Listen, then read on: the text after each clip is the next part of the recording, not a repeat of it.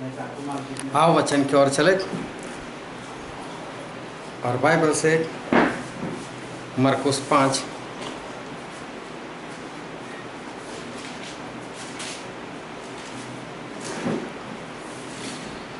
मरकुस 5 1 से 20 तक। वे झील के पार पार गिरासेनियों के देश में पहुंचे। जब वह नाव पर से उतरा तो तुरंत एक मनुष्य जिसमें अशुद्ध आत्मा थी कब्रों से निकलकर उसे मिला। वह कब्रों में रहा करता था और कोई उसे साकलों से भी न बांध सकता था, क्योंकि वह बार बार बेड़ियों और साकलों से बांधा गया था। पर उसने साकलों को तोड़ दिया और बेड़ियों के टुकड़े टुकड़े कर दिए थे और कोई उसे वश में नहीं कर सकता था। वह लगातार रात दिन कब्रों और पहाड़ों में चिल्लाता और अपने को पत्थरों से घायल करता था। वह यीशु को दूरी से देखकर दौड़ा, उसे प्रणाम किया और ऊंचे शब्द से चिल्लाकर कहा, हे यीशु, परम प्रधान परमेश्वर के पुत्र, मुझे तुझसे क्या काम? मैं तुझसे परमेश्वर की शपथ देता हूँ कि मुझे पीड़ा न दे। क्योंकि उसने उससे कहा था, हे अशुद्ध आत्मा इस मनुष्य में से निकला। उसने उससे पूछा, तेरा क्या नाम है? उसने उससे कहा, मेरा नाम सेना है, क्योंकि हम बहुत है। और उसने उससे बहुत विनती की, हमें इस देश से बाहर न भेज। वहाँ पहाड़ पर सुअरों का एक बड़ा झुंड चल रहा था। उन्होंने उससे विनती करके कहा, हमें उन सुअरों में भेज दे कि हम उनके भीतर जाए। अतः उसने उन्हें आज्ञा दी और अशुद्ध आत्मा निकलकर सुअरों के भीतर बैठ गई और झुंड जो कोई 2000 का था वह कड़ाके पर से झपट कर झील में जा पड़ा और डूब मरा। उनके घरों ने भागकर नगर और गांवों में समाचार सुनाया और जो हुआ था लोग उसे देखने आए। यीशु के पास आकर वे उसको जिसमें दुष्ट आत्मा थी अर्थात जिसमें सेना समाई थी कपड़े पहने और सचेत बैठे देखकर डर गए। देखने वालों ने उसका जिसमें दुष्ट आत्माएं थी और सुअरों का पूरा हाल उनको सुनाया। तब वे उससे विनती करके कहने लगे कि हमारी सीमा से चला जा। जब वह नाव पर चढ़ने लगा तो वह जिससे पहले दुष्ट आत्माएं थी उसने विनती करने लगा मुझे अपने साथ रहने दे, परंतु उसने उसे आज्ञा न दी और उससे कहा, अपने घर जाकर अपने लोगों को बता कि तुझ पर दया करके प्रभु ने तेरे लिए कैसे बड़े काम किए हैं। वह जाकर दिकापुलिस में इस बात का प्रचार करने लगा कि यीशु ने मेरे लिए कैसे बड़े काम किए और सब लोग अचंभा करते थे। परमेश्वर पिता का वचन हमारे लिए बहुत ही आशीषित है और परमेश्वर पिता का वचन सच्चा है। और बाइबल में लिखा है, यदि तू सच्चाई को जानेगा तो सच्चाई तुझे आज़ाद करेगी। आज भी बहुत ध्यान से परमेश्वर के वचन को सुनना ताकि आप उसको समझ सको, ग्रहण कर सको और विशेष करके उसके अनुसार आप चल सको। आज सन 2020 और मई महीना और 14 तारीख ये चल रही है और संसार हर रोज़ आगे ही आगे बढ़ता जा रहा है और लोगों के पास, इंसान के पास ज्ञान जो है वो ज्ञान बढ़ता ही जाता है। इंसान के पास आज बहुत सारा ज्ञान है। अगर आप नेट पर सर्च करो तो चाइना वालों ने पाकिस्तान से लेकर चाइना तक एक ब्रिज बनाया। ब्रिज जो है वो तकरीबन 1300 किलोमीटर का ब्रिज सिर्फ 2 साल में बना दिया।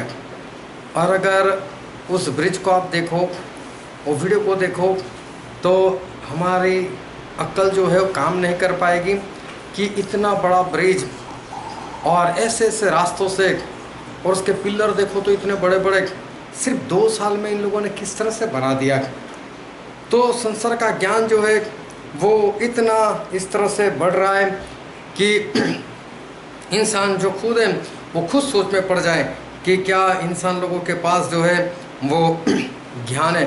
अभी जब कोरोना चल पड़ा तब चाइना वालों ने सिर्फ 10 दिन में 1000 बेड की अस्पताल जो है वो बना ली। सिर्फ 10 दिन में 1000 बेड रह सके इतनी बड़ी अस्पताल जो है वो किस तरह से बनाना। आज देखो कई बार लोगों के घुटने काम नहीं करते, दर्द करता है, तो जो ओरिजिनल घुटना होता है निकाल कर वहाँ पर प्लास्टिक का घुटना डाल देते। संसार का ज्ञान जो है वो बहुत बढ़ चुका है, लेकिन फिर भी मैं एक बात बताना चाहता हूँ कि कितना भी ज्ञान बढ़ चुका हो फिर भी इंसान जो है वो फेल है, इंसान जो है वो निष्फल है, वो फेल हो चुका है। चाहे उसके पास कितना भी ज्ञान हो तो भी, क्योंकि बाइबल में ऐसा लिखा है, हम पढ़ते हैं दूसरा इतिहास उसका 16वां अध्याय और उसका 12 और 13 पद। अपने राज्य के 39वें वर्ष में आशा को पाँव का रोग हुआ और वह रोग अत्यंत बढ़ गया। तभी उसने रोगी होकर यहोवा की नहीं वैद्यों की ही शरण ली।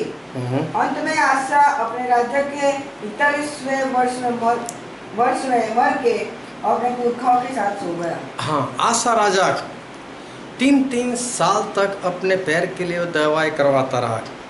देखो चाहे इंसान का ज्ञान कितना भी हो, लेकिन 3 साल तक दवाई चली, लेकिन फिर भी आशा राजा की बीमारी गई नहीं और आखिर में वो मर गया। ज्ञान तो है, दवाई होती थी, इसका मतलब दवाई थी, तभी तो दवाई की, लेकिन फिर भी इंसान फेल हो गया और आशा राजा आखिर में मर ही गया। फिर बाइबल में लिखा है मरकुस उसका 5वां अध्याय और उसका 25 और 26 पद।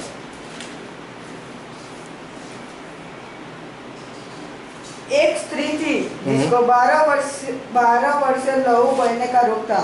एक स्त्री थी जिसको 12 साल से लहू बहने की बीमारी थी। उसने बहुत वैद्यों से बड़ा दुख उठाया। हाँ, बहुत वैद्यों से बहुत दुख उठाया और अपना सब माल जो भी उसके पास थी संपत्ति, सारी संपत्ति यही करने पर भी, हाँ, खर्च करने पर भी उसे कुछ लाभ न हुआ था। हाँ, उसने सारी संपत्ति 100% जो भी था, आखिरी पैसा तक उसने वैद्यों के पीछे खर्च कर दिया था, लेकिन उसको लाभ नहीं हुआ तक। परंतु और भी रोगी हो गई थी। लेकिन वो तो और भी बीमार हो गई थी।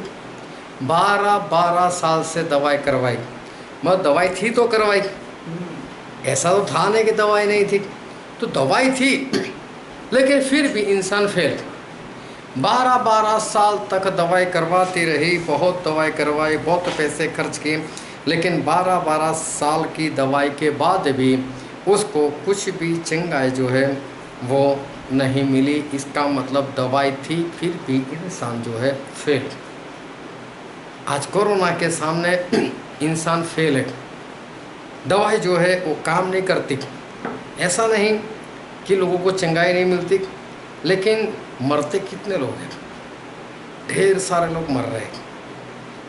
इसका मतलब इंसान जो है वो आज दवाई के मामले में कोरोना के सामने जो है वो संप्रति से फेल हो चुका है। चलो ये तो दवाई की बात है, लेकिन एक इंसान था, वो तो 38 साल से बीमार था।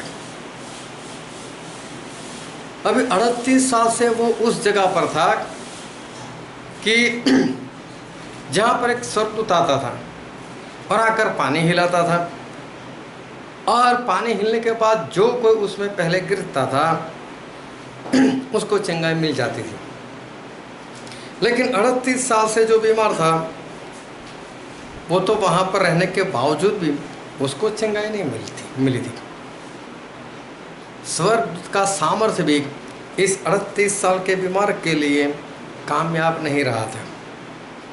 38 साल से ये तो फिर भी बीमार था। स्वर्गदूत तो देखो कितने सामर्थ्य होते, चाहे पानी हिलाए, लेकिन कभी एक बार इसके ऊपर भी निगाह कर गया होता तो, या तो हिलाने से पहले इसको उठाकर साथ में रखता और हिलाकर उसको तुरंत डाल देता। लेकिन स्वर्गदूत भी यहाँ पर फेल है।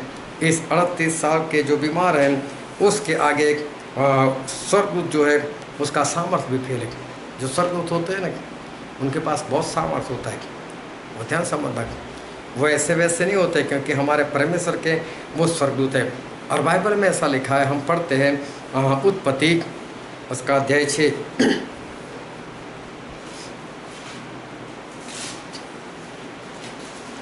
और उसका 4था पद।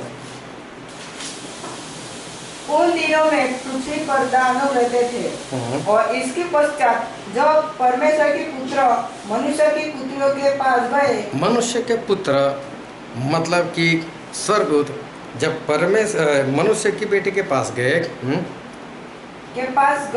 तब उनके द्वारा जो पुत्र हुए वे शूरवीर होते थे।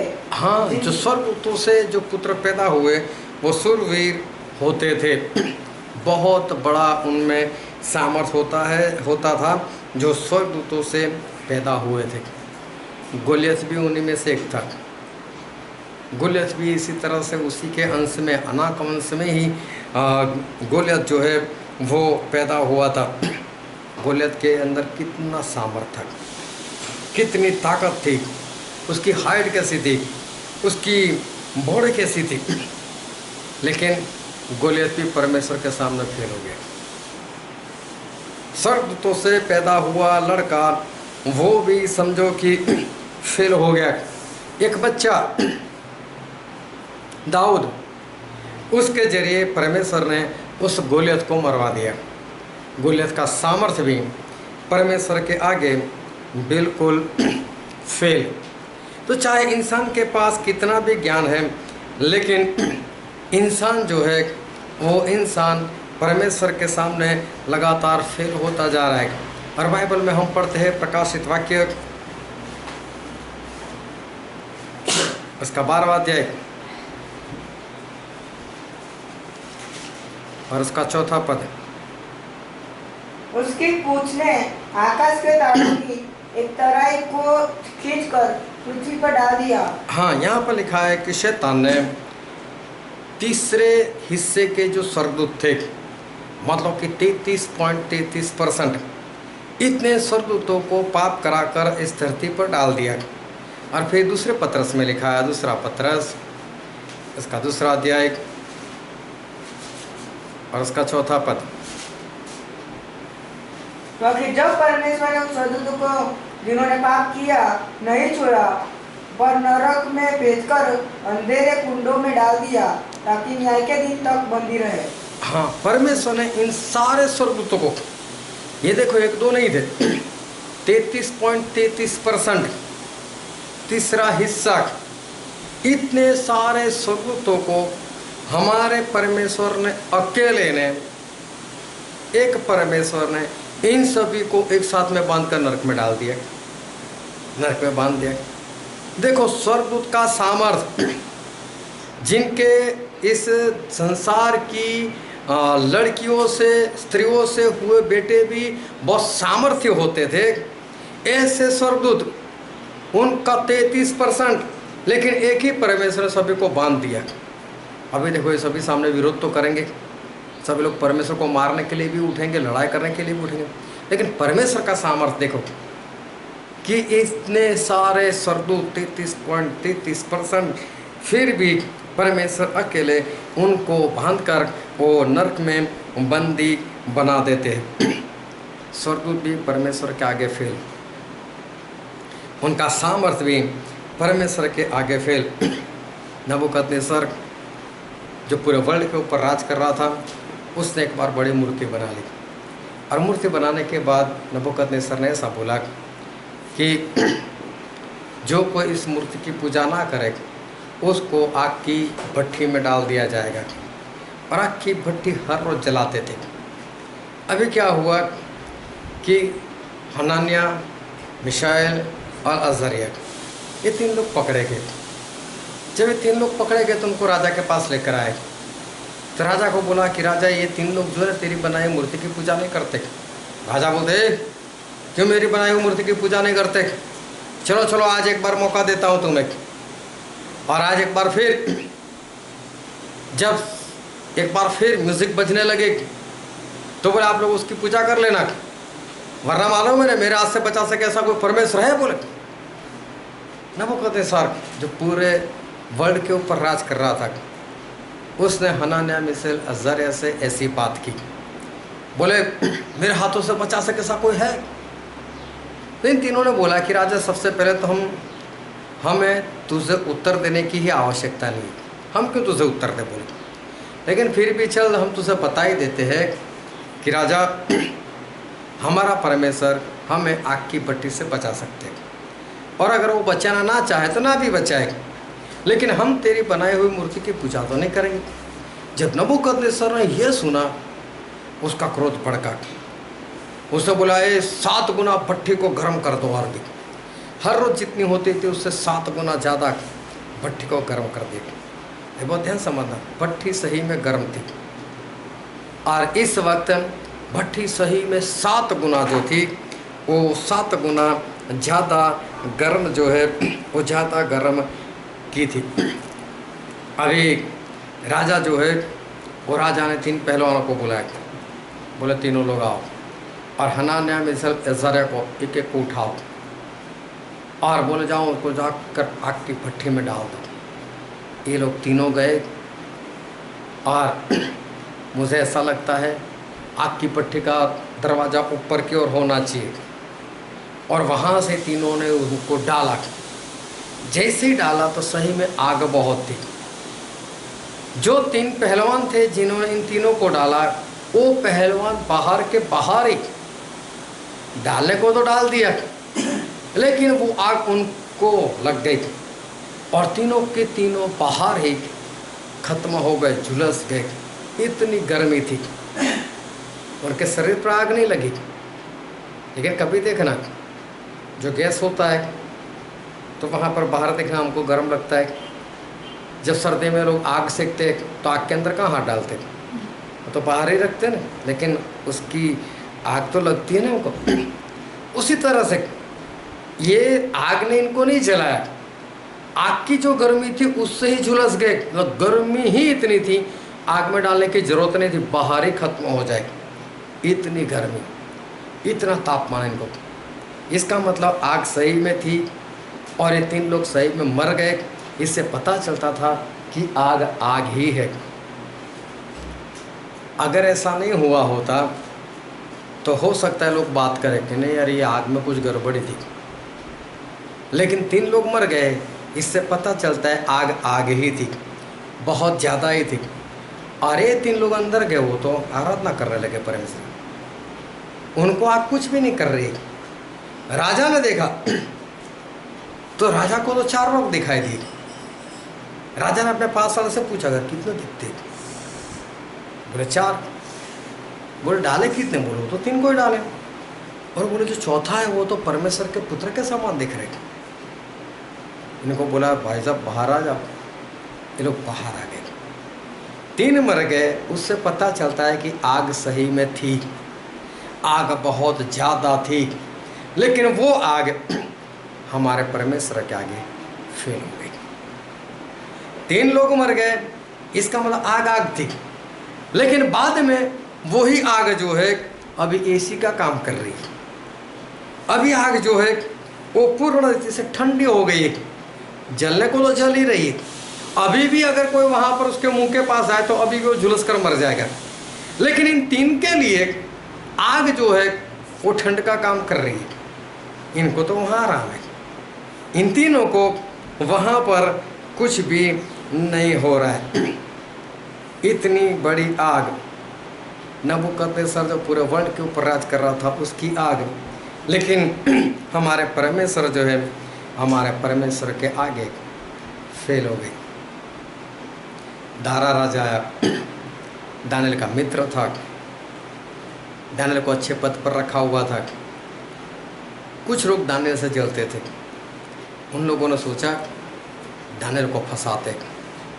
बहुत बार उन लोगों ने दानिएल को फंसाने का प्रयत्न किया, लेकिन दानिएल कभी भी नहीं फंसते थे।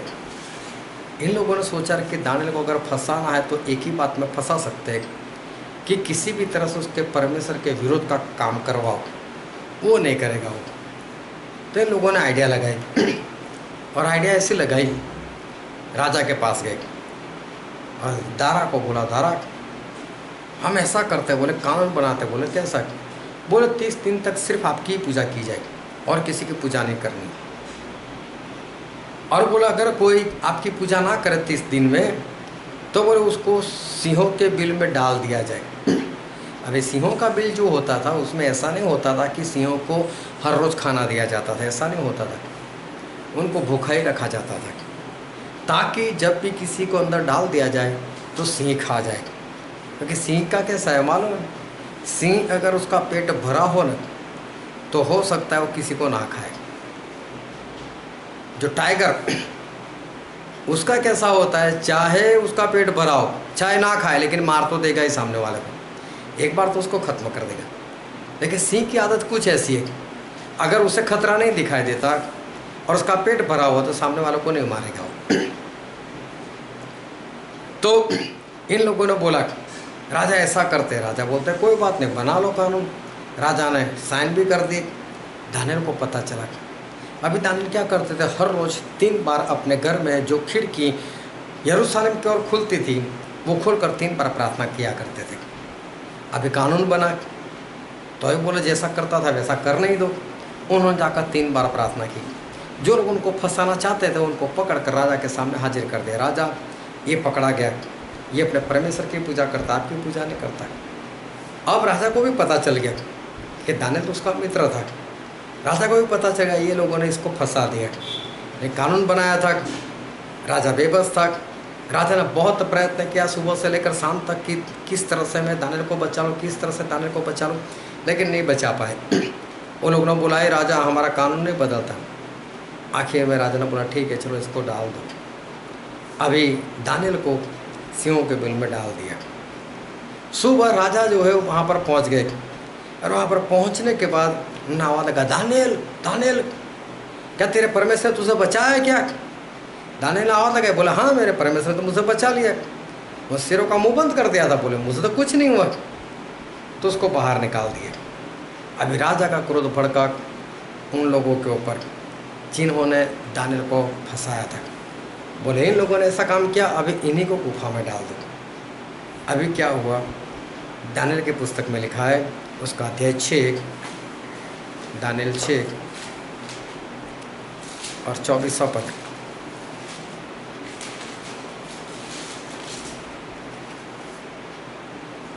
तब राजा ने आज्ञा दी कि जिन पुरुषों ने दानियल की चुगली खाई थी वे अपने अपने बाल बच्चों और स्त्रियों समेत लाकर सिंहों के गड्ढे में डाल दिए। हाँ देखो, सिर्फ उनको ही नहीं उनकी पत्नी बच्चों के साथ ही पूरा डाल दो।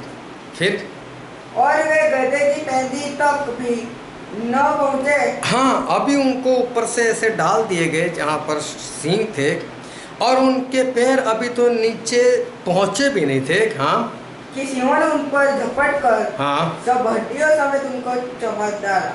हाँ अभी उनके पैर नीचे जाए उससे पहले ही सिंहों ने उनको खा लिया। अब सिंहों ने उनको खा लिया इसका मतलब सही में सिंह भूखे थे। दूसरी बात, भूख सहन करते हुए लोग कमज़ोर भी नहीं थे। अगर दानियल के बाद किसी को नहीं डालते तो ऐसा हो सकता था कोई बात करे उसमें क्या सिंह कमज़ोर पड़ गए होंगे तो दानियल को नहीं खाया होगा, उसका पेट भरा होगा इसलिए दानियल को नहीं खाया होगा। लेकिन इनको डालने के बाद पता चला कि एक को नहीं डाला, परिवार के साथ जितने भी लोग थे उनके पत्नी बच्चों के साथ सभी को डाल दिया और सभी लोग नीचे पहुंचे उससे पहले हवा में ही झपट कर सिंहों ने सभी को खा लिया। इसका मतलब सिंहों में ताकत थी, सिंह भूखे भी थे और इनको खा लिया। लेकिन परमेश्वर के सामने ये सारे सिंह जो है वो फेल हो गए। परमेश्वर के सामने और परमेश्वर के लोगों के सामने ये सारे जो है वो फेल हो गए।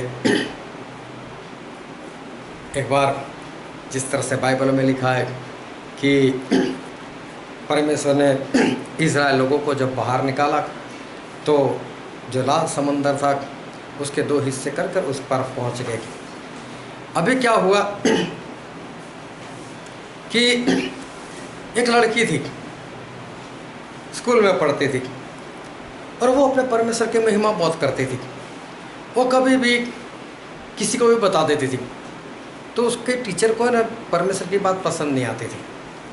तो ये लड़की ने एक बार बताया, बोले हमारे परमेश्वर ने मालूम है समुद्र के 2 हिस्से कर दिए थे और समुद्र के 2 हिस्से कर कर उस पार निकाल दिए थे। उसका सर बोलता है कोई बात नहीं, मैं बाद में बताऊंगा तुझे।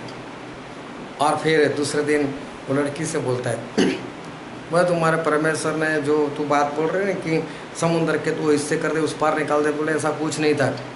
वो समुद्र में पानी नहीं था इतना, बोले बस घुटनों तक पानी था वो जगह पर, और इससे सब लोग चलते चलते उस पार निकल गए थे। लड़की बोलती सच में ऐसा? बोला हाँ इतना ही पानी था। लड़के बोलते फिर तो हमारा परमेश्वर कितना महान है। बोलो वो कैसे? बोले मिस्री लोगों को तो डुबो दिया ना उसने इतने पानी में, परमेश्वर के लोग नहीं डूबे, लेकिन उनको तो डुबा दिया ना उतने पानी में, तो हमारे परमेश्वर कितने महान है। अब इसका मुँह बंद हो गया। सच सच्चाई तो हम जानते। कहने का मतलब ये है कि इंसान की जितनी भी बातें हैं लेकिन वो परमेश्वर के आगे वो फेल हो जाती। ये सारी बातों से, ये सारी बातें जो हमने देखी वो हमें क्या बताना चाहती है? ये सारी बातें हमको बताती है कि इंसान के पास ज्ञान है, इंसान के पास शक्ति है, इंसान के पास सामर्थ्य है, इंसान के पास ताकत है, इंसान के पास हथियार है, इंसान के पास दवाइयाँ है, सब कुछ है, लेकिन सब कुछ हमारे परमेश्वर के सामने आके फेल हो जाता है। इंसान के पास सब कुछ है, नहीं है ऐसा नहीं, लेकिन परमेश्वर के सामने इंसान जो है वो इंसान फेल हो जाता है। उसकी दवाई, उसके इंजेक्शन, उसकी ताकत, उसका घमंड, उसका ज्ञान, वो सब कुछ जब परमेश्वर के सामने आता है तब सब कुछ फेल हो जाता है। सिर्फ यही नहीं कि शारीरिक बातों में, आत्मा की बातों में भी इंसान जो है वो इंसान की सामर्थ्य, इंसान का ज्ञान, वो आत्मा की बातों में भी परमेश्वर के आगे जब भी आता है तब फेल हो जाता है। क्योंकि बाइबल में हम पढ़ते हैं प्रेरितों के काम में उसका 10वां अध्याय, और पढ़ो तो शुरू से।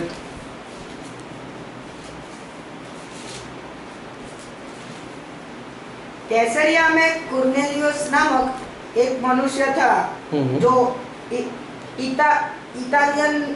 इतालियानी नामक पलटन का सूबेदार था। हाँ, अभी देखो एक इंसान था कुर्नेलियस, और वो उसके हाथ में एक सेना थी इटाली की। वह भक्त था और अपने सारे, वो भक्त था, परमेश्वर की बात करें, परमेश्वर का भक्त था। फिर और अपने सारे घराने समेत परमेश्वर से डरता था। हाँ, उसका पूरा परिवार परमेश्वर से डरता था। और यहूदी लोगों को बहुत दान देता। हाँ, ये परमेश्वर के लोगों को बहुत दान भी देता था और बराबर परमेश्वर से प्रार्थना करता था। और हर रोज वो परमेश्वर से प्रार्थना भी करता रहता था। बहुत ध्यान समझना, इसके बारे में ऐसा लिखा है, एक तो ये भक्त था परमेश्वर का, उसके परिवार के साथ सभी लोग परमेश्वर से डरते भी थे, बहुत दान भी देता था और लगातार प्रार्थना भी करता रहता था। पूरा परिवार जो था वो देखने जाओ तो बहुत अच्छा था। फिर उसने दिन के तीसरे पहर के निकट दशा में स्पष्ट रूप से देखा कि परमेश्वर का एक स्वर्गदूत उसके पास भीतर आकर कहता है, हे कुर्नेलियुस। उसने उसे ध्यान से देखा और डर कर कहा, हे प्रभु क्या है? उसने उससे कहा, तेरी प्रार्थनाएं और तेरे दान स्मरण के लिए परमेश्वर के सामने पहुँचे हैं, और अब याफा में मनुष्य भेजकर समन को जो पतरस कहलाता है बुलवा ले। हाँ, अभी एक स्वर्गदूत ने दर्शन दिया और कुर्नेलियस से कहा, कुर्नेलियस तू ऐसा कर, पतरस को बुला। अभी देखो कुर्नेलियस और उसका परिवार कैसा था। कुर्नेलियस और उसका परिवार जो था वो भक्त लोग थे, वो लोग परमेश्वर का भय मानते थे, बहुत दान देता था और हर बार प्रार्थना में रहता था। ऐसे इंसान को स्वर्गदूत ने दर्शन दिया और बोला, तू पतरस जो है वो पतरस को बुला। उधर जो पतरस थे, पतरस को भी परमेश्वर ने दर्शन दिया था और उसको सारे पशु दिखाई दिए थे। अब पतरस को बोला, पतरस उठ मार कर खा। पतरस बोलता है, जो अशुद्ध मैं नहीं खाता। ऐसा 3 बार हुआ था। जब इसने वहाँ पर इंसान भेजे कि पतरस चल तुझे कुर्नेलियस बुला रहे, तभी परमेश्वर ने उस पतरस को भी बताया, जो तुझे दर्शन हुआ ना वो यही है, क्योंकि कुर्नेलियस अन्य जाति से थे। और यहूदी लोग अन्य जाति के घर नहीं जाते, लेकिन पतरस को परमेश्वर ने बताया तू जा बोले। पतरस वहाँ पर गए, पतरस ने प्रचार किया और पतरस ने प्रचार किया और ये सभी लोग पवित्र आत्मा से भर गए। और फिर पतरस ने बपतिस्मा भी दिया और पतरस वापस लौट गए। लेकिन बाकी यहूदियों को ये बात पता चला कि पतरस जो है अन्य जातियों में गए थे, तो सभी पतरस को बोले हे पतरस तू क्यों गया, अन्य जाति में क्यों गया, अन्य जाति में क्यों गया। तब पतरस ने उनको गवाही दी और गवाही में एक बात बताई। हम पढ़ते हैं प्रेरितों के काम उसका 11वां अध्याय और 13 और 14 पद। उसने हमें बताया कि उसने एक स्वर्गदूत को अपने घर में खड़ा देखा, जिसने उससे कहा याफा में मनुष्य भेजकर शमौन को जो पतरस कहलाता है बुलवा ले, वह तुमसे ऐसी बातें कहेगा जिनके द्वारा तू और तेरा सारा घराना उद्धार पाएगा। जिसके कारण तू और तेरा घराना उद्धार पाएगा। इसका मतलब देखो, कुरनेलियस भक्त था, सारा परिवार परमेश्वर का भय मानते थे, प्रार्थना भी करते थे, दान भी देते थे, लेकिन इतने से कुरनेलियस का उद्धार नहीं होने वाला था, ना ही उसके परिवार का उद्धार होने वाला था। अगर इतना करते करते ये लोग मर जाते तो नरक में आंखें खुलती इनकी। ये तो जो भी कर रहा था ईमानदारी से कर रहा था, इसलिए स्वर्गदूत ने आकर बताया कि तू पतरस को बुला और पतरस ऐसी बातें कहेगा जिससे तेरा उद्धार होगा। इसका मतलब दान में उद्धार नहीं है, सिर्फ परमेश्वर से डरने में उद्धार नहीं है, भक्त होने में उद्धार नहीं है, लगातार प्रार्थना में बने रहने में भी उद्धार नहीं है। इंसान आज ये सारे काम जो है करता है, लेकिन ये सारे काम परमेश्वर के आगे ये फेल है। ये तो चलो अच्छा है, ईमानदारी से कर रहा था, इसलिए परमेश्वर उसको रास्ता बता के पतरस को बुला ले और उद्धार पा ले। लेकिन आज जो लोग यही काम दिखावे से करता हो, उसका क्या होगा? जो आज ये सारे काम दिखावे से करता हो, उसका क्या हो सकता है? क्योंकि मत्ती में ऐसा लिखा है, मत्ती उसका अध्याय 6 और 2, 3, 4 पद। इसीलिए जब तू दान करे तो अपने आगे तुरही न बजवा। हाँ, परमेश्वर बोलते जब तू दान करे तो अपने आगे तुरही मत बजा। मान लोगों को बता मत कि मैंने दान किया, मैंने इतनी सहायता की, मैंने ये किया, मैंने वो किया। सभी लोग चर्च में वो पत्थर के ऊपर नाम खुदवाते हैं। लोग पास्टर को बोलते हैं और पास्टर बड़े पैमाने में जाहिर करते हैं, इसने इतना दिया, इसने इतना दिया। बोले इस तरह से बोले, तू तुरही मत बजवा। जैसे कपटी स्वभाव और गलियों में करते हैं ताकि लोग उनकी बड़ाई करें। मैं तुमसे सच करता हूँ कि वे अपना प्रतिफल पा चुके। परंतु जब तू दान करे तो जो तेरा दाहिना हाथ करता है उसे तेरा बायां हाथ न जानने पाए, ताकि तेरा दान गुप्त रहे, और तब तेरा पिता जो गुप्त में देखता है तुझे प्रतिफल देगा। हाँ, यहाँ पर परमेश्वर कहना चाहते कि पति और पत्नी मिलकर एक देह है। अगर पति दान करे तो पत्नी को नहीं पता चलना चाहिए, पत्नी दान करे तो पति को नहीं पता चलना चाहिए। इस तरह से बोले दान करो इतना गुप्त में। तो जो लोग दिखावे से दान करते वो लोग कहाँ जाएंगे? कुरनेलियस अच्छे से करते थे, फिर भी उनके पास मुक्ति नहीं थी, फिर भी उनके पास उद्धार नहीं था, फिर भी स्वर्ग में नहीं जाने वाले थे। वो तो पतरस को बुलाने के बाद स्वर्ग का रास्ता खुला। तो जो लोग दिखावे से ऐसे कर रहे हैं वो लोग कहाँ जाएंगे? दान तो कुछ नहीं, और भी बड़ी बड़ी ऐसी बातें हैं। हम बाइबल में पढ़ते हैं कि कई बार कई लोगों को चंगाई का वरदान होता है। देखो, कई ऐसे प्रचारक लोग हैं जिनकी बड़ी बड़ी मीटिंगें होती है, जिनकी मीटिंगों में लाखों लोग आते हैं, बहुत लोगों को चंगाई मिलती है, भूत प्रेत निकल जाते हैं, ये होता है, ये चमत्कार, वो चमत्कार, ऐसा चमत्कार, और ऐसे ऐसे सारे चमत्कार वहाँ पर होते रहते हैं। कई लोग बड़े बड़े भविष्यवाणी करते हैं और भविष्यवाणी के अनुसार काम भी हो जाता है। कई लोग प्रभु यीशु के नाम से भूत प्रेत भी निकालते हैं। लेकिन मत्ती में लिखा है, मत्ती उसका 7वां अध्याय और उसका 21, 22, 23 पद। जो मुझसे हे प्रभु कहता है, उनमें से हर एक स्वर्ग के राज्य में प्रवेश न करेगा, परंतु वही जो मेरे स्वर्गीय पिता की इच्छा पर चलता है। उस दिन बहुत से लोग मुझसे कहेंगे, हे प्रभु, क्या हमने तेरे नाम से भविष्यवाणी नहीं की और तेरे नाम से दुष्ट आत्मा को नहीं निकाला और तेरे नाम से बहुत से आश्चर्य काम नहीं किए? तो मैं उनसे खुलकर कह दूंगा, मैंने तुमको कभी नहीं जाना। हे कुकर्म करने वालों, मेरे पास से चले जाओ। परमेश्वर कहते हैं, कुकर्म करने वालों मेरे पास से चले जाओ। आपका दान आपको स्वर्ग में नहीं ले जा सकता। अगर आपके पास चंगाई का दान है, आप लोगों को चंगाई दे रहे हो, उससे भी आप स्वर्ग में नहीं जाने वाले। अगर आपके पास भविष्यवाणी है, आप भविष्यवाणी करते हो बड़ी बड़ी, उससे भी आप स्वर्ग में नहीं जाने वाले। अगर आप भूत प्रेत निकालते हो तो उसके जरिए भी आप स्वर्ग में नहीं जाने वाले। अगर आपके पास बड़े बड़े सामर्थ्य के काम है और वो करते हो तो भी, और ये सारे काम प्रभु यीशु के नाम से करते हो तो भी आप इससे स्वर्ग में नहीं जा सकते। ये भी सारा परमेश्वर के आगे फेल है।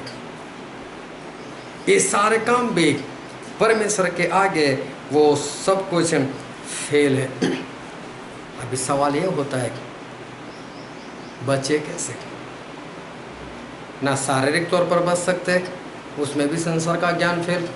12-12 साल से दवाई करवाई लेकिन उस औरत को चंगाई नहीं मिली। आशा राजा ने 3-3 साल तक दवाई करवाई लेकिन आखिर में मर गया। 38 साल से बीमार लेकिन उसका भी कुछ नहीं हुआ।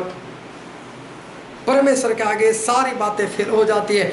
अगर हम शरीर में अगर फेल हो जाए और आत्मा में भी फेल हो जाए परमेश्वर आगे, तो फिर हम बचे कैसे? शरीर में कैसे बचे? हम आत्मा के अंदर हम किस तरह से बच सकते? और परमेश्वर कहते हैं उनके वचन में, हम बाइबल में पढ़ते हैं यूहन्ना उसका 14वां अध्याय और 6 पद। यीशु ने उससे कहा, मार्ग और सत्य और जीवन में ही हूँ, बिना मेरे द्वारा कोई पिता के पास नहीं पहुँच सकता। प्रभु यीशु कहते हैं कि मेरे सिवा, मेरी सहायता के बिना कोई भी स्वर्ग में नहीं जा सकता। पिता के पास में स्वर्ग में कोई भी नहीं जा सकता। और फिर यूहन्ना में लिखा उसका 6 अध्याय और 44 पद, कोई मेरे पास नहीं आ सकता जब तक पिता जिसने मुझे भेजा है उसे खींच न ले, और मैं उसे अंतिम दिन फिर जिला उठाऊंगा। देखो प्रभु यीशु क्या बोलते हैं, मेरी सहायता के बिना कोई पिता के पास नहीं पहुंच सकते। फिर वही प्रभु से ऐसा भी बोलते हैं, मेरे पास तभी इंसान आ सकता है जब पिता उसको खींचकर मेरे पास लाए। मतलब पिता ही प्रभु यीशु के पास लेकर आएंगे और प्रभु यीशु ही पिता के पास लेकर जाएंगे। मतलब हमें दोनों चाहिए। किसी एक के जरिए हम कभी भी स्वर्ग में नहीं जा सकते। पिता हमको खींचकर प्रभु यीशु के पास लेकर जाएंगे, प्रभु यीशु हमको खींचकर पिता के पास लेकर जाएंगे। ये दोनों है तो ही, और ये सारा काम जो करते हैं वो है पवित्र आत्मा। मतलब तीनों के बिना, 3 में से एक के भी बिना हम परमेश्वर के राज में नहीं जा सकते। हमें तीनों की सहायता चाहिए, हमें तीनों की 3 चाहिए। यहोवा विटनेस वाले सिर्फ पिता के जरिए ऊपर जाना चाहते नहीं जा सकते। कई पेंटिकोस्टल ग्रुप वो सिर्फ पवित्र आत्मा के जरिए ऊपर जाना चाहते नहीं जा सकते। ओनली जीसस वाले सिर्फ यीशु के नाम से ऊपर जाना चाहते नहीं जा सकते। ये तीनों की हमें बहुत ही आवश्यकता है, वरना कितना भी दान करो, कितनी भी भविष्यवाणी करो, कितने भी चंगाई के काम करो, कितने भी भूत निकालो, ये सभी से होगा, लेकिन वो सभी आपके स्वर्ग में जाने के लिए वो तो फेल हो जाएगा। वो सारी बातें जो है वो फेल हो जाएगी। चाहे बीमारियां हो, चाहे श्राप हो, चाहे मरी हो, चाहे नरक हो, लेकिन हमें जो ज़रूरत है वो है प्रभु यीशु के लहू की, जो पवित्र आत्मा की सहायता से, पिता के कहने से प्रभु यीशु ने बहाया है। तीनों उन लहू में शामिल है। प्रभु यीशु के लहू के बिना हम कभी भी स्वर्ग राज में हम नहीं जा सकते। उस लहू के पास हमें पिता ले जा सकते हैं, पवित्र आत्मा लेकर जा सकते हैं। ये तीनों की सहायता के बिना हम कभी भी परमेश्वर के पास नहीं जा सकते। आदम और हवा ने पाप करने के बाद अपने लिए वस्त्र बनाने का बहुत प्रयत्न किया, लेकिन फेल हो गए। फिर परमेश्वर ने चमड़े का वस्त्र बनाकर उनको दिया। चमड़ा उस वक्त आया कहाँ से? सबसे पहली बलि वहाँ एदन बाग में हुई थी। मुझे नहीं मालूम कौन सी बलि वहाँ पर हुई, लेकिन हुई इतना पक्का है, परमेश्वर ने चमड़े का वस्त्र बनाकर पहनाया, मतलब किसी न किसी पशु को परमेश्वर ने काटा, और वो जो बलि है वो सही में प्रभु यीशु की बलि दर्शाता है।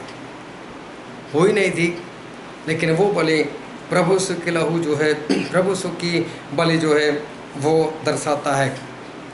मिस्र देश में जब पहिलौठों को मारना था, तब फसह का मेमना था, और फसह का मेमने का लहू जब बाहर लगाया तब पहिलौठे जो है वो बचाए गए। और बाइबल में लिखा है, पहला कुरिन्थी उसका 5वां अध्याय और उसका 7वां पद,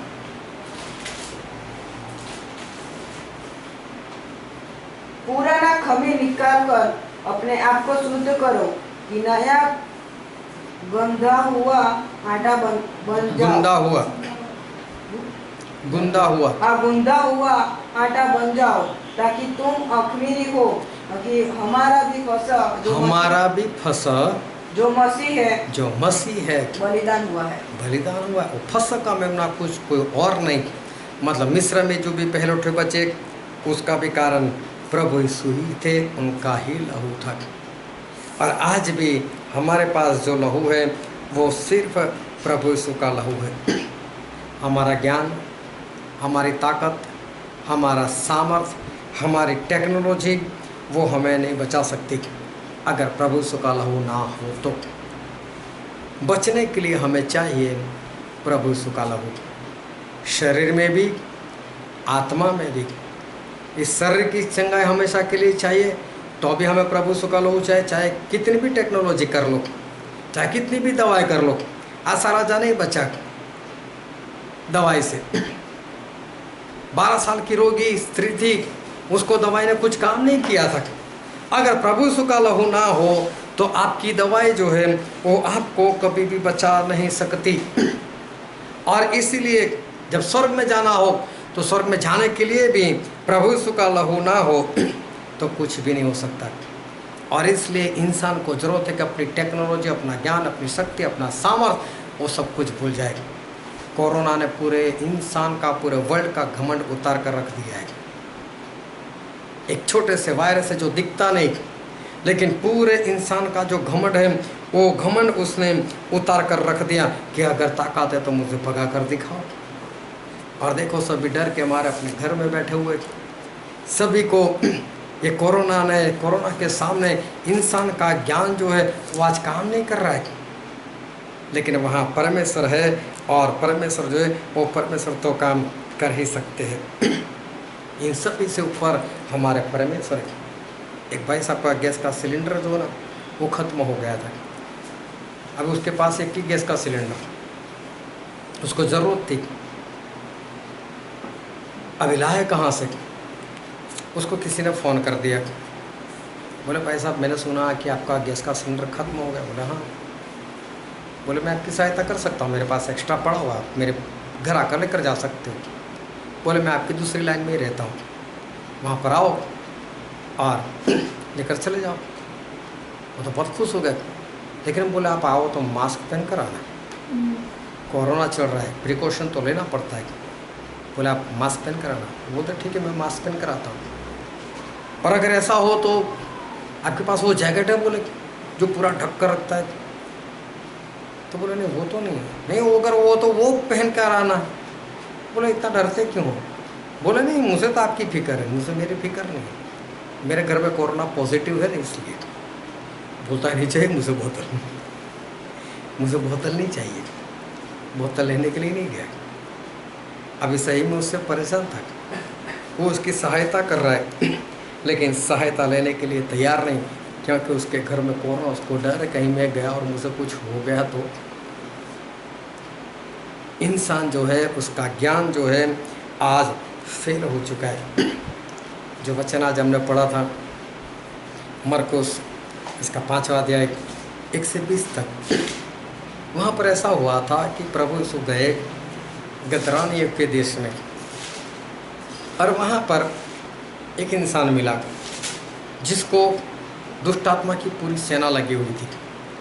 जैसे ही प्रभु यीशु उसको देखा, जो साथ लगे, दुष्ट आत्मा निकल इसमें से। वो भागकर प्रभु यीशु के पैरों में पड़ गया और बोलने लगा, प्रभु यीशु हमें समय से पहले दुख मत दो। और था इतना ये भयानक सा कि उस रास्ते से कोई नहीं जाता था। कई बार इसको बेड़ियों से, सांकलों से बांधा था, तोड़ देता था ये तो। लेकिन प्रभु से जब वहाँ से जा रहे थे, उन्होंने सामने से आवाज़ लगाई, वो दौड़ कर आकर पैरों में गिर पड़ा। प्रभु समय से पहले मत करो ना, हमें पहले से दुख मत दो ना, प्रभु इस देश से हमको मत निकालो ना। अब एक और समुंदर था, एक और ऐसा ढलान था, और वहाँ पर कुछ सूअर जो है उनको चराने वाले थे और सूअर चर रहे थे। इस सभी ने बोला, प्रभु हमको इजाज़त हो तो हम क्या उस सूअर में चले जाए? प्रभु से बोले, जाओ सूअर में चले जाओ। अभी सारे सूअर में चले गए, और इनका नाम था सेना। और सेना का जो यूनानी शब्द है उसका मतलब होता है 6000 सैनिक। तो इसके अंदर कम से कम 6000 दुष्टात्माएं होनी चाहिए। 2000 सूअर थे, ये सारी 6000 दुष्टात्माएं उस सूअर के अंदर घुस गई। अभी एवरेज में घुस गई या जिसमें जहाँ जगह मिली वहाँ, लेकिन 2000 सूअर में घुस गई। और जैसे ही घुस गए, सूअर भागे, इतने स्पीड से भागे, अपने आप को रोक नहीं पाए। ऐसी ढलान थी जो समुद्र में जाती थी, और सभी सूअर उसमें चले गए और समुद्र में डूबकर मर गए। और जो चराने वाले थे उन्होंने ये सब कुछ देखा। वो लोग भागे शहर में, बोले जल्दी चलो बाहर कोई आया है। बोलो उसको वो दुष्टात्मा वाला नहीं, वो सेना वाला। सारे दुष्टात्मा भगा दिए, सारे दुष्टात्मा निकल कर सूअर में घुस गए, और सूअर जो सारे थे समुद्र में घुस गए, मर गए। वो जल्दी से चलो, देखो उसने कैसा काम किया। और सभी लोग आए। जब आए तो जिसको दुष्टात्मा थी, सेना थी, वो तो बिना कपड़ों के घूमता था, उसने कपड़े पहने हुए थे, और वो वहाँ प्रभु यीशु के साथ बैठा था। सभी लोगों ने देखा, सभी लोग हैरत हो गए, बोले सब। सभी लोग विनती कर रहे, यीशु यहाँ से निकल जाए, हमारे शहर में मत आना, तो हमारे शहर में मत आना, वहाँ से निकाल दिए। प्रभु से बोलते, चलो ठीक है। फिर प्रभु से अपने किश्ती में बैठने के लिए गए। जिसको सेना थी वो भाग कर आए, प्रभु से मैं भी आपके साथ चलूँगा। प्रभु ने बोला, नहीं, तू मेरे साथ मत आ, तू अपने ही शहर में जा, और अपने ही शहर में जाकर तू वहाँ पर परमेश्वर ने तेरे लिए कितने बड़े बड़े काम किए, वो काम जाकर तू वहाँ के लोगों को बता। ये थी घटना जो हमने पढ़ा मरकुस 5:1 से 20 तक। लेकिन हम पढ़ते उसका 12वां पद। उन्होंने उससे विनती करके कहा, हमें उन सूअरों में भेज दे कि हम उनके भीतर जाए। हाँ, ये दुष्टात्मा ने ये विनती की कि प्रभु सो हमको उस सूअरों में भेज दो, और प्रभु सो ने इनकी विनती को कबूल किया और इनको सूअरों में जाने दिया। अभी देखो यहाँ पर सवाल होता है कि प्रभु यीशु ने इनको सूअर में जाने की आज्ञा या अनुमति, परमिशन क्यों दी? क्या प्रभु यीशु को नहीं मालूम था? ये तो दुष्टात्माएं है, सूअर के अंदर घुसकर कहीं समुद्र में डुबो दिया तो। और जब भी ये लोग बातें करते होंगे कि प्रभु यीशु हमें उसमें जाने की अनुमति दो, तभी इन लोगों ने सोच तो लिया होगा कि हम लोग क्या करने वाले। तो प्रभु यीशु सभी के मन के विचार जान लेते, तो उनको पता चल ही गया होगा कि इनका इरादा क्या है। ये तो सूअर का नाश करना चाहते हैं। तो चलो सूअर तो जो भी है, लेकिन जो उनको चराने वाले 2000 सूअर, उनका तो घाटा हो गया ना। तो प्रभु यीशु ने ऐसा घाटा जो है, ऐसा घाटा क्यों होने दिया? प्रभु यीशु ने इनको अनुमति क्यों दी? इसका तो अच्छा हो गया, सेना निकल गई, लेकिन सामने उन लोगों को देखो, उन लोगों का तो नुकसान हो गया ना। क्या हमारे परमेश्वर ऐसा काम कर सकते? किसी का अच्छा करके किसी को घाटा करवा दे? किसी को नुकसान करवा दे। क्या हमारे परमेश्वर ऐसा कर सकते? लेकिन यहाँ पर जिस घटना को जब हम देखते हैं तो हमें तो ऐसा स्पष्ट दिखाई देता है कि जैसे प्रभु यीशु ने ऐसा किया हो। और फिर से पढ़ते हैं उसका पहला पद पढ़ो तो मरकुस 5 और पहला पद। वे जिनके पर गिरासेनियों के देश में पहुंचे। किसके देश में? गिरासेनियों। गिरासेनियों के देश में। बहुत ध्यान समझना। और ऐसी ही घटना एक बार फिर से लिखी हुई है और हम पढ़ते हैं मत्ती उसका 8वां अध्याय और 28वां पद। जब वह उस पर गदरेनियों के देश में पहुंचा। हाँ, यहाँ पर गदरेनी नाम लिखा है, वहाँ गिरासेना लिखा है। ये दोनों जो है एक ही जगह का नाम है। उसको गिरासेना भी कहते थे या गदरानी का देश जो है वो भी कहते थे। और उससे पहले ये जो जगह थी उसका नाम कुछ और था। और हम बाइबल में पढ़ते हैं यहोशू की किताब, यहोशू उसका 13वां अध्याय और उसका 13वां पद।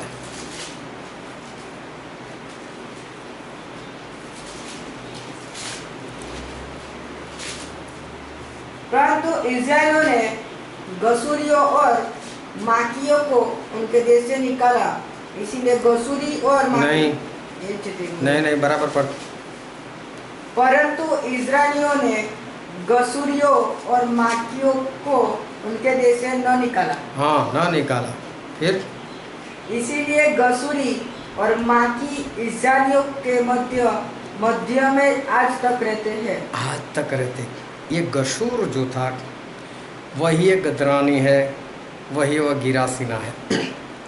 पहले पूरा नाम उसका गशूर था, उसके बाद उसका नाम जो है वो गदरानी या गिरासीना, इस तरह से उसका नाम जो है बना। ये लोग अन्य जाति के थे और अन्य जाति के लोग थे और यहोशू ने इनका पूरा नाश नहीं किया था और वो लोग इज़राइल के साथ ही वहीं पर बस गए थे। लेकिन ये लोग जो थे वो एक तो चांद को मानते थे, चांद की पूजा करते थे। और वो लोग जो मूर्ति बनाते थे वो बेल जैसी मूर्ति बनाते थे, बेल जैसी, और उसकी पूजा करते थे। और वो अपने देवता को सूअर का लहू चढ़ाते थे। अपने देवता को खुश करने के लिए सूअर की बलि जो है वो देते थे। दूसरे देवता को मानने वाले लोग लेकिन रहते थे इज़राइल के अंदर। साथ में सूअर जो था वो उनका खास पशु था, मतलब वो तो उसको पवित्र मानते थे और वो अपने देवता को सूअर ही चढ़ाते थे, सूअर का लहू ही चढ़ाते थे। और गसूर या गदरानी या गिरासीना, ये जो शब्द है उसका मतलब एक तो ये होता है सूअर और दूसरा उसका मतलब होता है कि स्पीड में और बिना कंट्रोल के भागना। गिरासीना है या गदरानी जो लिखा है उस शब्द का मतलब होता है स्पीड में और कंट्रोल के बिना भागना। मतलब ऐसा स्पीड में भागना कि बाद में जब रुकना हो तो कंट्रोल नहीं कर सकते अपने आप को। एक बार एक लड़का छोटा मुश्किल से 3-4 साल का था, वो हमारे घर आया हुआ था। अभी बाहर जो स्टेप थे वो तकरीबन 2 फुट की ऊंचाई के ऊपर। अभी वो घर के अंदर से भागा इतना स्पीड में, हमने बोला रुक जा रुक जा रुक जा, वो रुका ही नहीं, उसको क्या मालूम। और वो तो जो स्टेप थे उसके आगे भी हवा में 2 स्टेप उसके हो गए और फिर गिरा। कंट्रोल ही नहीं कि अभी मैं रुक जाऊँ। अभी वो तो बच्चा था, उसको नहीं मालूम था कि इसका असर क्या हो सकता है। लेकिन ये गदरानी का जो अर्थ होता है वो वही होता है स्पीड में और कंट्रोल के बिना भागना। और लेवी में ऐसा लिखा है, लेवी इसका 11वां अध्याय और उसका 7वां पद, 11 का 7। और सूअर जो चीरे अर्थात फटे खुर का होता तो है परंतु पागुर नहीं करता, इसीलिए वह तुम्हारे लिए अशुद्ध है। हाँ, सूअर इज़राइलियों के लिए अशुद्ध था। इजराइल लोग सूअर पालते नहीं थे, ना ही सूअर के साथ किसी भी तरह का इनका व्यवहार।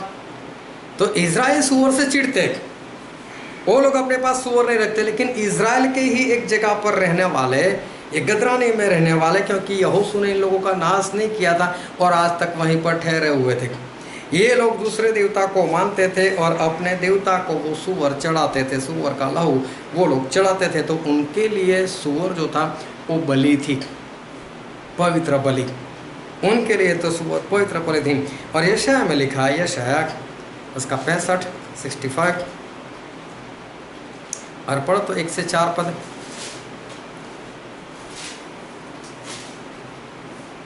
जो मुझको पूछते भी न थे वे मेरे खोजी है, जो मुझे ढूंढते भी न थे उन्होंने मुझे पा लिया। और जो जाति मेरी नहीं कहलाई थी उसे भी मैं कहता हूँ, देख मैं उपस्थित हूँ। मैं एक हठीली जाति के लोगों की और दिन भर हाथ फैलाए रहा, जो अपनी युक्तियों के अनुसार बुरे मार्गों में चलते हैं। ऐसे लोग जो मेरे सामने ही बारियों में बलि चढ़ा कर और ईंटों पर धूप जला कर मुझे लगातार क्रोध दिलाते हैं। ये कब्र के बीच बैठते हैं, ये कब्र के बीच बैठते हैं और छिपे हुए स्थानों में रात बिताते, जो सूअर का मांस खाते, ये सूअर का मांस खाते और घृणित वस्तुओं का रस अपने बर्तनों में रखते। हाँ, जो कहते हैं, हट जा, मेरे निकट मत आ, क्योंकि मैं तुझसे पवित्र हूँ, मेरी नाक में तू। और फिर उसका 66वां अध्याय और उसका 3रा पद। भेड़ का बलि करने वाला मनुष्य के मार डालने वाले के समान है। जो भेड़ का चढ़ाने वाला है वह उसके सामने है। जो कुत्ते का गला काटता है, जो अन्न बलि चढ़ाता है, वह मानो सूअर का लहू चढ़ाने वाले के समान है। सूअर का लहू चढ़ाने वाला जैसा है। ये दोनों जगह पर परमेश्वर ने सूअर को चढ़ाने वाले जो लोग थे इन लोगों की बातें की है। ये परमेश्वर के लिए घृणित, लेकिन परमेश्वर बोलते हैं मैं तो उनसे भी प्रेम करता हूँ। वो लोग मुझे क्रोध चढ़ाते हैं, लेकिन हमारे परमेश्वर तो अन्य जाति के लोगों के लिए भी वो तो आए थे। तो सूअर का लहू चढ़ाने वाले ये गसूरी लोग या गदरानी वाले के लिए भी हमारे प्रभु यीशु तो आए थे। इनके वहाँ कोई नहीं जा सकता था, इजराइल लोग कभी नहीं जाते थे, क्योंकि ये लोग तो सूअर पालते थे, सूअर का मांस खाते थे, सूअर की बलि चढ़ाते थे। सूअर तो उनके लिए पवित्र थे। कब्रों में रहने वाले ये जिसको सेना थे वो कब्रों में तो रहता ही था। ये लोग सूअर का लहू चढ़ाने वाले और सूअर को वो लोग पवित्र मानते थे और बलि मानते थे। लेकिन प्रभु यीशु को तो मालूम था ना कि ये बलि इनको नहीं बचा सकती। प्रभु यीशु इनसे भी बहुत प्रेम करते थे, लेकिन इनके साथ संबंध ही नहीं था। उनके देश में जाए तो कैसे जाएगा। लेकिन ये इंसान जो था वो बाहर की ओर रहता था, क्योंकि दुष्ट आत्मा की पूरी सेना थी उसके अंदर, और इसलिए प्रभु यीशु जो है वो वहाँ पर पहुँच गए और सारे दुष्ट आत्माओं को निकाल दिया। उन्होंने जब परमिशन मांगी क्या हम सूअर में चले जाएं, प्रभु यीशु बोलते जाओ सूअर में। प्रभु यीशु को मालूम था कि लोग सूअर में गए, ये सूअर को समुद्र में डालने ही वाले, नाश कर ही देंगे सूअर का। लेकिन फिर भी प्रभु यीशु ने ऐसा होने दिया, क्योंकि प्रभु यीशु को ये बताना चाहते जिसको आप अपनी बलि समझते हो, जिसको आप पवित्र समझते हो, वो भी तो आपको नहीं बचा सकता। इसलिए आपको जरूरत है जीवित परमेश्वर की।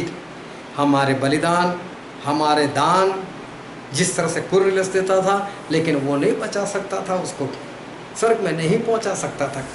उसके लिए चाहिए था पतरस, और पतरस के साथ पतरस के मुंह से उद्धार की बातें। तो प्रभु इन लोगों को शायद 2000 सूअर का नाश हो जाए, लेकिन उनकी ज़िंदगी तो बचाई जाएगी, ज़िंदगी तो बच जाएगी।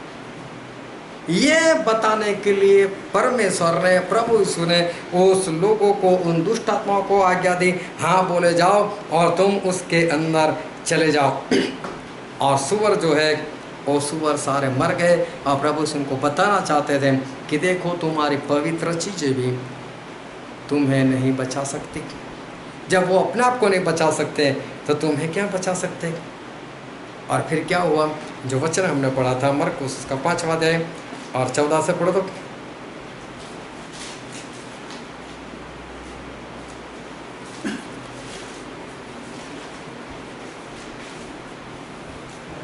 मरकुस 5:14 से पढ़ो। उनके चरवाहों ने भागकर नगर और गांवों में समाचार सुनाया, हाँ। और जो हुआ था लोग उसे देखने आए। यीशु के पास आकर वे उसको जिसमें दुष्टात्माएं थी अर्थात जिसमें सेना समाई थी, कपड़े पहने और सफेद बेड देखकर डर गए। देखने वालों ने उसका जिसमें दुष्टात्माएं थी और सुअरों का पूरा हाल उनको सुनाया। तब वे उसे विनती करके कहने लगे कि हमारी सीमा से चला जा। हाँ, विनती करने लगे प्रभु से कि तू हमारी सीमा से चला जा। ये सभी लोगों ने वहाँ जाकर सुनाया, देखो ऐसा ऐसा हो गया, बोले ऐसी घटना हो गई। लेकिन इन लोगों ने किस तरह से बताया हुआ, बताने में बहुत अंतर है। किस तरह से इंसान बोलता है, किस तरह से बताता है, बहुत अंतर है। मेरी माँ पानी पिला, बहुत अच्छे शब्द है, लेकिन बोले मेरे बाप की बायड़ी पानी पिला, तो फिर थप्पड़ खाएगा लोग। बताने में अंतर है।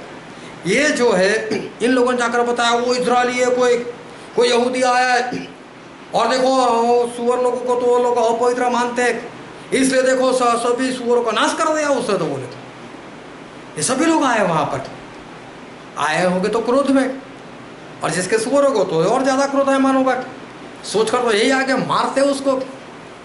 लेकिन वहाँ पर आकर उन्होंने एक बात देखी, और 15 पद पढ़ो तो उसका। यीशु के पास आकर वे उसको जिसमें दुष्टात्माएं थी अर्थात जिसमें सेना समाई थी, कपड़े पहने और सफेद बेड देखकर डर गए। हाँ, ये लोग डर गए, बोले यार यीशु के खिलाफ कुछ नहीं हो सकता। बोले इतनी सेना निकाल दे, हम लोग तो इससे डरते थे, इसमें इतनी ताकत। बोले फिर तो यार कुछ भी हो सकता है, इसलिए डर गए। बोले जो इसको चंगा कर सकता है करो, हो सकता है हमारा कुछ हो रहा है, इसलिए विनती से करें यीशु प्लीज़ हमारे वहाँ मत आना, यहाँ से निकल जा। चाहते तो अभी भी नहीं, लेकिन डर के मारे वो प्रभु यीशु को कुछ बोल भी नहीं रहे, हिम्मत इनकी नहीं हो रहे कि मारो इनको, ऐसा कुछ नहीं कर सकते। डरते होंगे कहीं ये हमें कुछ कर दे। विनती की प्रभु यीशु यहाँ से चला जाए। फिर पढ़ो तो उसका 18 और 19 पद। जब वह नाव पर चढ़ने लगा तो वह जिसमें दुष्टात्माएं थी उससे विनती करने लगा, मुझे अपने साथ रहने दे, परंतु उसने उससे आज्ञा न दी और उससे कहा, अपने घर जाकर अपने लोगों को बता कि तुझ पर दया करके प्रभु ने तेरे लिए कैसे बड़े काम किए हैं। वह जाकर दिकापुलिस में इस बात का प्रचार करने लगा कि यीशु ने मेरे लिए कैसे बड़े काम किए, और सब लोग अचंभा करते थे। अभी सभी लोग अचंभा कर रहे। जिसको सेना थी वो प्रभु से के पास है, प्रभु से मुझसे आपके साथ ले चलो। बोले हमारा वहाँ तो कोई मानता ही नहीं आपको। लेकिन जिसको ये बीमारी थी, जिसके अंदर दुष्ट आत्माएं थी, जिसकी हालत वैसी थी, उसको तो पता चला ना कि मेरे जीवन में परमेश्वर ने कितना बड़ा काम किया। जिसका उद्धार हुआ, जिसको छुटकारा मिला, उसको तो पता चला ना कि परमेश्वर ने मेरे लिए कितने बड़े काम किए। प्रभु से ऐसे बोलते हैं कि काम कर, तू अपने ही घर चला जा और लोगों को बता कि परमेश्वर ने तेरे लिए कितने बड़े काम किए। ये अच्छे से बता सकता है। देखो यार, हम वर्षों से इसको मानते हैं, हम चंद्र को मानते हैं, हम ये बेल जैसी मूर्ति की पूजा करते हैं, हम सुअर को चढ़ाते हैं, उसका लहू कितना हम करते, लेकिन मेरे अंदर इतनी दुष्ट आत्मा थी, क्या कोई निकाल पाया? मेरे परिवार वाले देखो कितने दुखी होते थे, लेकिन क्या ये हमको बचा पाए? लेकिन वो एक यहूदी एक ही बार आए, एक ही बार देखा, देखो उसका प्रेम तो देखो, और देखो मुझसे कितनी आज़ादी। और तो हमको अच्छा है, पता चल गया कि देखो सुअर जिसको हम पवित्र मानते, वो अपने आप को नहीं बचा सकते, तो हमको क्या बचाएंगे? ये सही से वहाँ पर सुसमाचार दे सकता है, क्योंकि इसने छुटकारा पाया है। प्रभु से बोला तू जा और वहाँ जाकर लोगों को तो सही से बता। इनकी बलि जो थी, सुअर जो पवित्र मानते थे, ये सब कुछ परमेश्वर के आगे फेल था। बचने के लिए हमको चाहिए सिर्फ परमेश्वर का लहू। उसके बिना इस संसार की बीमारियाँ या नरक, उससे हम नहीं बच सकते। बचने के लिए हमें चाहिए प्रभु यीशु का लहू। और उसके बिना हम में से कोई भी नहीं बचाया जा सकता। ना इस संसार का ज्ञान, ना कितना भी आप दान दो, चाहे आप कितने के भूत प्रेत निकाल दो, कितने बीमार लोगों को चंगा करो, कुछ भी करो, लेकिन अगर स्वर्ग में जाना है और इस धरती पर भी हमेशा का छुटकारा चाहिए, तो उसके लिए सिर्फ प्रभु यीशु का लहू है, वरना आप कुछ भी नहीं कर सकते। सब कुछ आपका फेल हो जाएगा परमेश्वर के आगे। और इसलिए हमेशा परमेश्वर जो है, उस परमेश्वर में आप बने रहो, उनके लहू में आप बने रहो, वरना आपका कभी भी कुछ भी जो है वो कुछ भी अच्छा नहीं हो सकता। आओ हम सभी अपनी आंखें बंद करें और अपने मस्तकों को प्रभु से आगे झुकाए। जो राजाओं के राजा है, जो प्रभु के प्रभु है, जो कभी नहीं बदलते। मेरे प्रियो, आपका दान आपको नहीं बचा सकता, आपके पैसे आपको नहीं बचा सकते, आपकी ताकत, आपकी सामर्थ्य आपको नहीं बचा सकता, दुनिया का कोई भी ज्ञान, कोई भी टेक्नोलॉजी आपको नहीं बचा सकता। बचना है तो एक ही है, और वो है प्रभु यीशु का लहू। और इसलिए सिर्फ परमेश्वर में बने रहो, उनके लहू को पालो, ताकि आप बचाए जाओ।